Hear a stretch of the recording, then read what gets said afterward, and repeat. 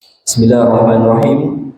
Assalamualaikum warahmatullahi wabarakatuh. Innal hamdalillah nahmaduhu wa nasta'inuhu wa nastaghfiruh wa na'udzu billahi min shururi anfusina wa min sayyiati a'malina may yahdihillahu fala mudilla lahu wa may yudlilhu fala hadiya lahu. Asyhadu an la ilaha illallah wa asyhadu anna Muhammadan abduhu wa rasuluh la nabiyya ba'da amma ba'du. Pertama dan paling utama sekali, marilah kita sama-sama sampaikan puji dan syukur kita kehadirat Allah Subhanahu wa taala yang telah memberikan rahmat dan hidayah kepada kita semua sehingga kita masih bisa berkumpul bersama-sama di majelis ilmu sungguh yang berbahagia ini. Salawat dengan salam tanpa pula kita sama-sama sampaikan kepada junjungan Nabi besar kita yakni Nabi Muhammad sallallahu alaihi wasallam dengan doa Allahumma shalli ala Muhammad wa ala ali Muhammad.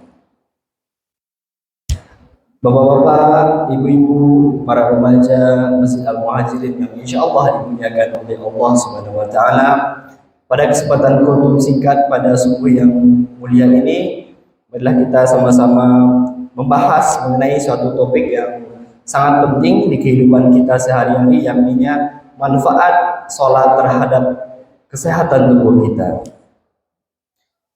Seperti yang kita ketahui bahwa Allah Subhanahu wa taala telah mewajibkan kepada kita untuk melaksanakan sholat sehari semalam sebanyak 5 kali.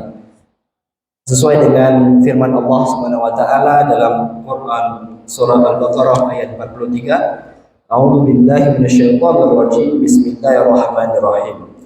Wa aqimus salata wa atuz zakata warka'u ma'ar raki'in. Shadaqallahul azim. Dalam ayat tersebut Allah Subhanahu wa taala memerintahkan kepada kita umat Islam untuk melaksanakan salat, kemudian menunaikan zakat, dan kita harus rukuk bersama orang-orang yang rukuk. Pada ayat tersebut Allah Subhanahu wa taala memberikan perintah kepada kita untuk senantiasa melaksanakan sholat setiap harinya. Allah Subhanahu wa taala setiap kali memberikan kewajiban kepada kita pasti akan dibarengi dengan manfaat yang sangat luar biasa, baik dari ketenangan batin, kemudian bagaimana kita bisa terhindar dari perkara mungkar dan keji, dan juga yang pasti Allah Subhanahu wa taala telah memberikan manfaat di setiap gerakan-gerakan sholat. Oleh karena itu, bapak-bapak, ibu-ibu, kaum muslimin rahimakumullah, marilah kita sama-sama membahas apa saja manfaat yang bisa kita dapatkan dari setiap gerakan-gerakan salat tersebut. Gerakan pertama yaitu gerakan takbiratul ihram. Gerakan di mana kita seperti memberikan simbol kita memulai dalam melaksanakan kegiatan salat kita, yakni kegiatan di mana kita mengangkat kedua tangan kita hingga level bahu ataupun level telinga, sambil kita mengucapkan kalimat takbir kepada Allah Subhanahu wa taala. Pada gerakan ini kita juga sambil mengucapkan niat di dalam hati dan juga meyakini di dalam pikiran kita. Gerakan ini bisa memberikan manfaat kepada kita, yakni bisa melancarkan peredaran darah, karena ketika kita mengangkat tangan kita, bahu kita melebar, maka terjadi pelebaran otot pada bagian bahu dan juga otot tulang rusuk kita, sehingga proses peredaran darah kita menjadi lebih lancar. Kemudian manfaat lain yang tak kalah luar biasa dari melaksanakan takbiratul ihram ini adalah kita bisa memperbaiki postur tubuh kita. Ketika sehari-hari kita mungkin melihat gadget kita lebih dari 1 jam, kemudian kita tidak memperhatikan bagaimana postur duduk kita, maka insya Allah dengan kita betul-betul melakukan kegiatan takbiratul ihram ini sesuai dengan tuntunan dan ajaran Rasulullah SAW, maka insya Allah kita akan mendapatkan postur tubuh yang lebih baik. Kemudian gerakan selanjutnya, ibu bapak rahimahumullah, gerakan berdiri sambil bersedekah. Yang ini ketika kita membaca Al-Fatihah kemudian dilanjutkan dengan surah pendek, maka setiap detik kegiatan tersebut, setiap beban dari badan kita itu tertumpu kepada kaki kita, terutama pada telapak kaki kita. Dan hal tersebut otomatis bisa mengaktifasi seluruh titik-titik akupuntur yang secara medis sudah terbukti sangat ampuh dalam meningkatkan kesehatan kita, mulai dari kesehatan penglihatan, kemudian kesehatan pencernaan hingga kesehatan pernafasan kita. Dan insya Allah ketika kita berdiri lebih lama daripada biasanya, maka titik-titik tersebut juga akan teraktivasi dengan lebih maksimal.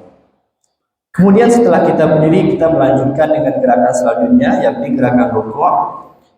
Kita melakukan gerakan rukuk, yakni gerakan kita menukuk tulang punggung kita horizontal lurus sesuai dengan ajaran Rasulullah SAW, yang pada suatu riwayat yang dikisahkan oleh Wabisah bin Makmad, beliau melihat Rasulullah melakukan rukuk dengan gerakan yang sangat sempurna, sangat lurus, yang sehingga apabila kita letakkan segelas air di atas punggung beliau Rasulullah, maka air tersebut tidak akan jatuh ke tanah saking lurusnya tulang punggung beliau.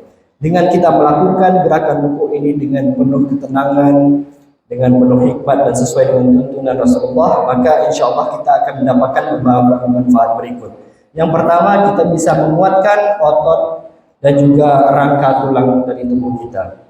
Mengapa hal itu bisa terjadi? Karena setiap kita melakukan rukuk dengan baik, akan ada sensasi tarikan di bagian paha sebelah belakang kita. Nah, sensasi tersebut yang menjadi indikasi bahwa adanya relaksasi pada bagian otot dan tulang pada kaki kita. Pada kegiatan rukuk tersebut kita bisa terhindar dari nyeri sendi, nyeri tulang, dan juga nyeri pada otot-otot tertentu seperti pada tulang punggung, tulang belakang, dan juga tulang telapak kaki. Kemudian setelah kita merasakan tarikan yang mungkin dari beberapa kita merasakan sedikit sakit, setelah itu Allah Subhanahu wa taala memerintahkan kita untuk kembali bangkit, kembali mendapatkan waktu untuk istirahat, meluruskan kembali postur tubuh kita di gerakan selanjutnya, yakni gerakan i'tidal, di mana kita diberikan waktu istirahat kembali, meluruskan postur tubuh kita, kemudian kembali fokus terhadap sholat kita. Kemudian gerakan selanjutnya adalah gerakan sujud. Gerakan ini Bapak-bapak, Ibu-ibu, merupakan gerakan salah satu gerakan yang paling spesial yang sudah teruji secara medis baik dari peneliti muslim maupun peneliti non muslim. Salah satu manfaat yang kita akan dapatkan dari melakukan sujud ini adalah kita bisa meningkatkan kecerdasan otak kita bisa meningkatkan fungsi dari otak kita. Mengapa hal ini bisa terjadi, Bapak Ibu rahimahumullah? Pada saat kita melaksanakan sujud, posisi kepala kita, posisi otak kita akan berada lebih rendah daripada posisi jantung kita. Hal tersebut bisa mengaktifasi suplai oksigen yang lebih maksimal ke arah otak kita. Menurut penelitian yang dibawakan pada Harvard University Amerika Serikat, manusia pada umumnya ketika kita berada pada posisi berdiri, pada posisi duduk normal, maka suplai oksigen yang bisa sampai ke kepala kita hanya 20%, Bapak Ibu. Namun ketika kita berada pada posisi sujud, maka suplai oksigen bisa mencapai angka 80%. Sungguh luar biasa, Masya Allah. Oleh karena itu, marilah kita sama-sama memanfaatkan potensi yang ada pada setiap gerakan sholat kita. Kita bisa lebih tenang dalam melakukan sholat kita tanpa kita harus tergesa-gesa.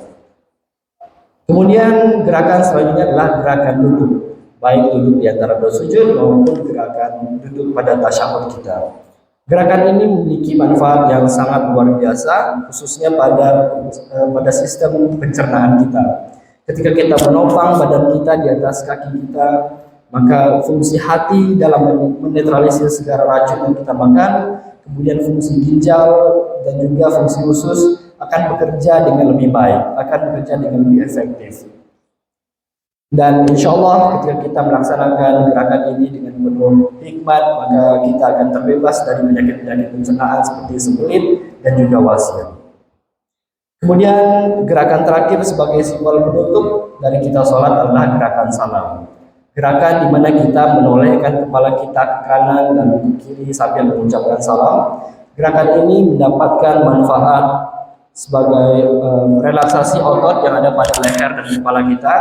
Kemudian juga bisa melancarkan peredaran darah dari badan kita ke arah kepala, dan juga yang terakhir adalah untuk bisa mengencangkan kulit muka kita sehingga kita bisa menjadi lebih awet muda.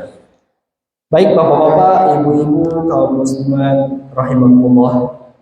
Mungkin sekian kultum singkat bisa saya sampaikan. Semoga ilmu yang sedikit ini kita bisa menyadarkan diri kita bagaimana pentingnya setiap gerakan yang kita lakukan setiap sholat, bagaimana Allah telah mewajibkan kepada kita sholat, menjadi potensi bagi kita untuk agar kita bisa terhindar dari segala penyakit-penyakit yang ada pada muka bumi ini. Mungkin sekian dari saya, mohon maaf apabila ada kesalahan dalam penyampaian. Wabillahi taufiq wal hidayah. Wassalamualaikum warahmatullahi wabarakatuh.